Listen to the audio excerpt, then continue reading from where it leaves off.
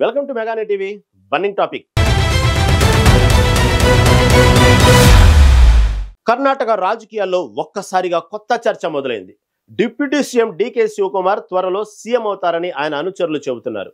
2-3 నెలల్లో శివకుమార్ సీఎం పదవి చేపడతారని అంటున్నారు. ఈ వార్తలు కర్ణాటకలో హాట్ టాపిక్ గా మారాయి. అసలు సీఎం మార్పుపై ఎలాంటి వార్తలు వస్తున్నాయి? ప్రస్తుత సీఎం సిద్ధరామయ్య, ఇతర నేతలు ఈ వార్తలపై ఎలా స్పందిస్తున్నారు? తెలుసుకోవాలంటే ఈ స్టోరీ చూడాల్సిందే.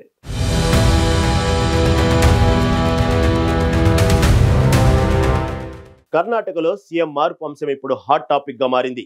కాంగ్రెస్ ఎమ్మెల్యే డీకే శివకుమార్ అనుచరుడైన ఇక్బాల్ హుస్సేన్ చేసిన వ్యాఖ్యలు కర్ణాటక కాంగ్రెస్ ను కుదిపేస్తున్నాయి. 2-3 నెలల్లో ప్రస్తుత deputy CM DK Shivakumar CM అవుతారని చెప్పారు ఇక్బాల్ హుస్సేన్. ఈ మాటలు రాజకీయ వర్గాల్లో సంచలనం రేపాయి. ఇక్బాల్ శివకుమార్ కు సన్నిహితుడు కావడంతో ఈ వార్తకు మరింత బలం చేకూరింది.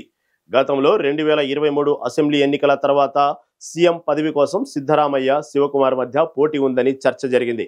అప్పుడు కాంగ్రెస్ హైకమాండ్ సిద్ధరామయ్యను సీఎంగా, శివకుమార్ ను డిప్యూటీ సీఎంగా నియమించింది.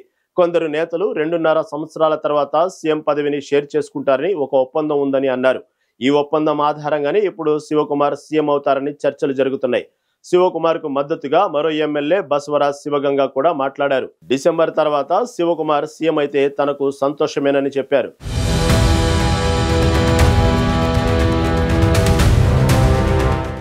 డీకే శివకుమార్ కర్ణాటక కాంగ్రెస్ అధ్యక్షుడిగా 2023 అసెంబ్లీ ఎన్నికల్లో కీలక పాత్ర పోషించారు.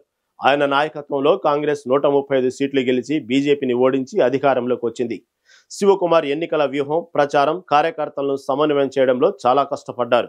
బీజేపీ అధికారంలో ఉన్నప్పుడు కాంగ్రెస్ ను బలోపేతం చేయడానికే గ్రామీణ పట్టణ ప్రాంతాల్లో ఎక్కువగా పర్యటించారు. ఆయన బెంగళూరు రూరల్ నియోజకవర్గం నుంచి ఎన్నికయ్యారు. శివకుమార్ కాంగ్రెస్ కార్యకర్తలను ఒకటిగా చేసి ప్రజల్లో బీజేపీ ప్రభుత్వంపై అసంతృప్తిని ఓట్లుగా మార్చారు. బ్యాక్వర్డ్ క్లాసెస్, మైనారిటీస్ వర్గాలను ఆకర్షించే వ్యూహాలు రూపొందించారు.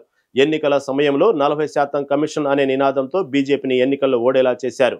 శివకుమార్ నాయకత్వంలో కాంగ్రెస్ 5 గ్యారెంటీలు ప్రకటించి ప్రజల్లో ఆదరణ పొందింది. ఈ గ్యారెంటీలు ఎన్నికల్లో విజయానికి పెద్ద కారణమయ్యాయి.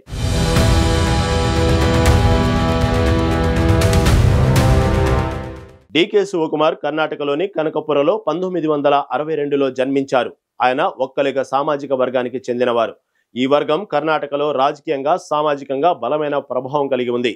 శివకుమార్ తండ్రి డీకే కెంపెగౌడ కూడా రాజకీయ నాయకుడు. శివకుమార్ 1985లో రాజకీయాల్లోకి వచ్చి కనకపుర నియోజకవర్గం నుంచి ఎమ్మెల్యేగా ఎన్నికయ్యారు. ఆయన బెంగళూరు రూరల్, సత్యనూర్ నియోజకవర్గాల నుంచి 7 సార్లు ఎమ్మెల్యేగా గెలిచారు. కాంగ్రెస్ పార్టీలో ఆయన 2020 నుంచి రాష్ట్ర అధ్యక్షుడిగా ఉన్నారు. శివకుమార్ వివాదాస్పద నాయకుడిగా కూడా పేరు తెచ్చుకున్నారు. 2019లో ఆదాయపు పన్ను శాఖ ఆయనపై ఆర్థిక అవకతవకల కేసు నమోదు చేసింది. అయినా ఆయన పార్టీలో తన పట్టు కోల్పోలేదు.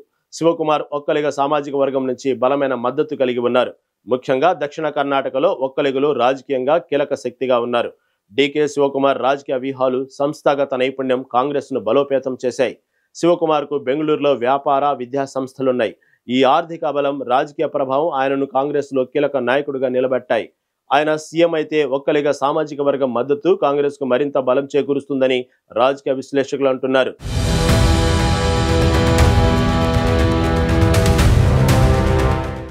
అయితే ప్రస్తుత సీఎం సిద్ధరామయ్య, శివకుమార్ సీఎం అవుతారనే వార్తలను తోసిపుచ్చారు. కాంగ్రెస్ పార్టీలో ఎలాంటి గొడవలు లేవని, అంతా సాఫీగా ఉందని చెప్పారు.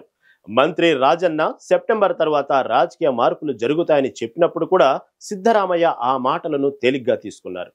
రాజన్న ఏమన్నారో తనకు తెలియదు, ఆయనతో మాట్లాడాలి అని శివకుమార్ కూడా స్పందించారు. కాంగ్రెస్ ఎమ్మెల్సీ నాగరాజ్ యాదవ్ ఈ వార్తలపై సందేహం వ్యక్తం చేశారు. ఇప్పుడు సీఎం సిద్ధరామయ్యే, హైకమాండ్ ఏం నిర్ణయిస్తుందో ఎవరికి తెలియదు. శివకుమార్ చాలా కృషి చేశారు, కానీ సిద్ధరామయ్య కూడా చాలా చేశారని అన్నారు.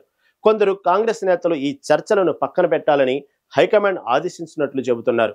అయితే శివకుమార్ మద్దతుదారులైన ఇక్బాల్ హుస్సేన్, బస్వరాజ్ శివగంగా లాంటి నేతలు ఈ విషయాన్ని బహిరంగంగా మాట్లాడుతున్నారు. 200% శివకుమార్ సీఎం అవుతారు అని ఇక్బాల్ హుస్సేన్ గట్టిగా చెబుతున్నారు. మరోవైపు సిద్ధరామయ్య కుమారుడు యతీంద్ర సీఎం మార్పు గురించి వస్తున్న వార్తలను కొట్టిపారేశారు.